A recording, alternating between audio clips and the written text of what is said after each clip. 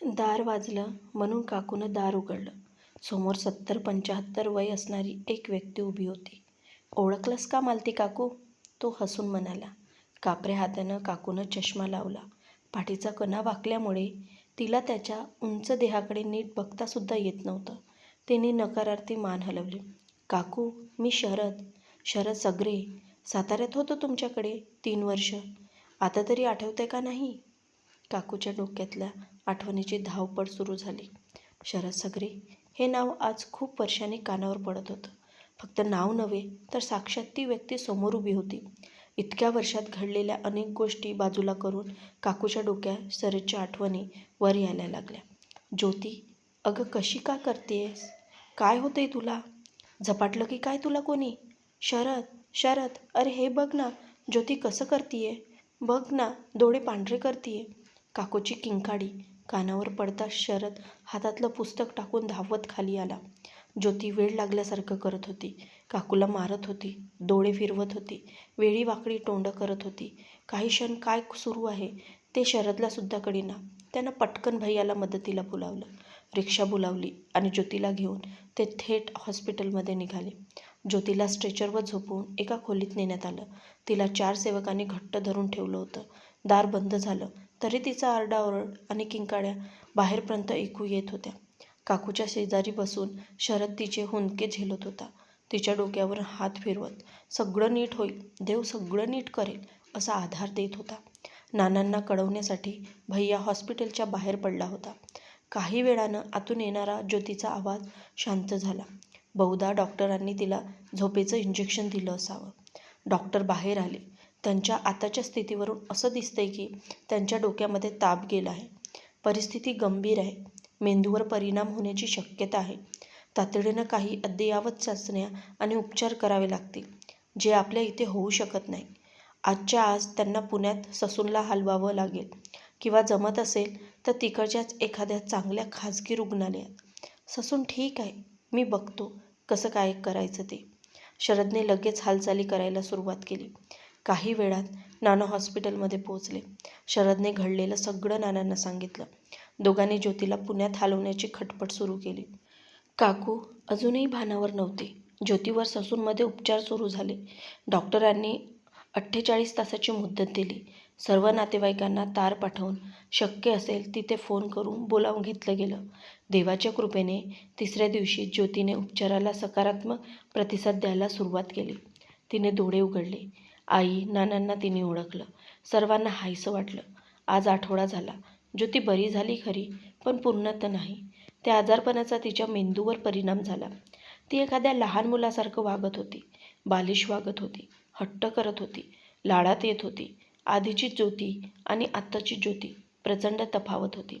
तिचं ते लहान मुलासारखं वागणं सर्वांनाच खूप विचित्र वाटत होतं. नाना आणि काकू ज्योतीला आयुष्यभर सांभाळायची मनाशी तयारी करत होते. आणि शरद, तो एकदम सुन्न झाला होता. त्याचं काळी क्षणाक्षणाला भरडून निघत होतं. काही दिवस उलटून गेले. ज्योतीला घरी आणलं. ती घरात रुळली.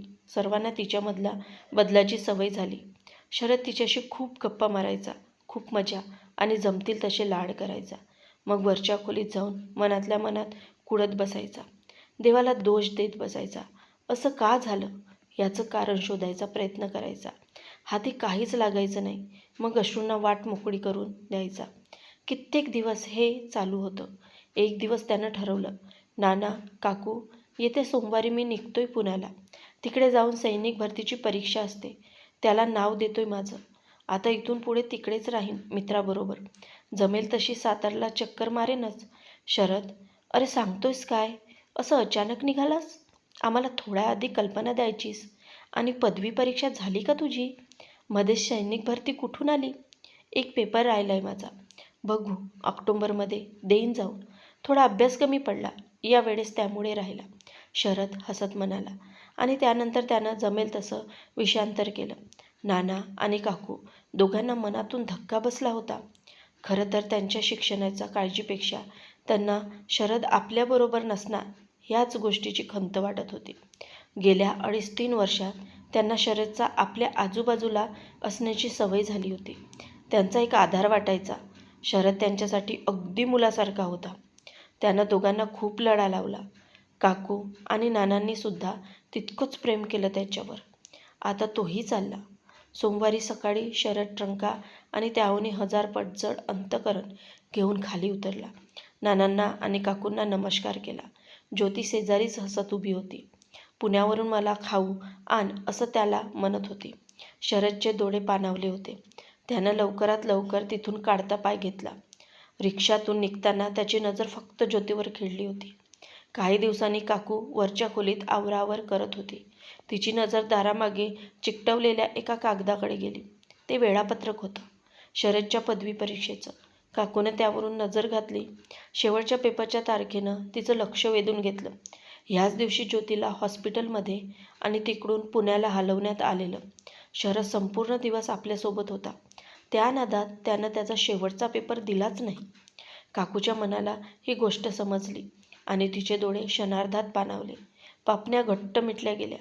पापण्याचा बांध तोडून डोळ्यातल्या पाण्यानं वाट शोधली. काकूच्या मुखातून एकच शब्द बाहेर पडला, शरद. काकू भानावर आली. किती मोठा झालास रे? मोठा काय, म्हातारा झालायस. तेव्हा गेलास तो आलास नाहीस परत. इतक्या वर्षांनी या म्हातारीची आठवण आली होय रे? ये आत ये, बैस. पलीकडेच बसलेली ज्योती कुतूहलानं त्याच्याकडे बघत होती. ह्या व्यक्तीला कुठेतरी पाहिलं आहे आणि याचा आवाज ऐकला आहे इतकंच तिला कळत होतं.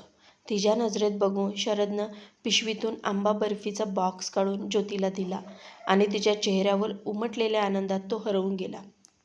मित्रांनो, तुम्हाला कथा कशी वाटली हे कमेंट्सद्वारे नक्की कळवावे. व चॅनलवर नवीन आले असाल तर आपल्या वीणा व्हॉइस मराठी स्टोरी या चॅनलला सबस्क्राईब करायला विसरू नका. आपण संपूर्ण कथा शेवटपर्यंत ऐकल्यामुळे आपले मनापासून धन्यवाद.